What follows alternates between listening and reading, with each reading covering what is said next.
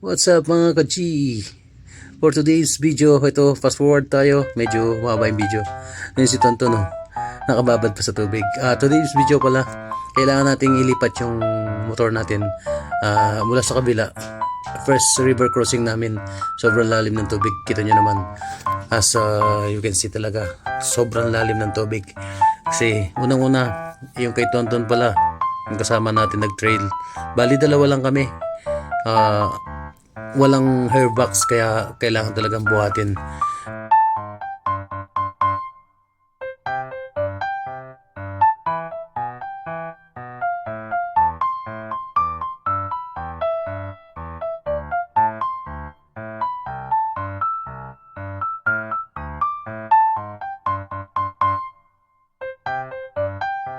Ayun nga at natanggal na yung curve ni Tonton.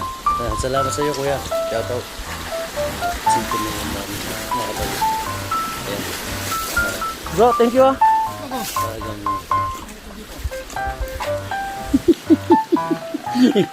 At the moment, river crossing. ayan Tagal kuya. yung curve. Dahil tinulungan mo kami, may itlog ka. Salamat.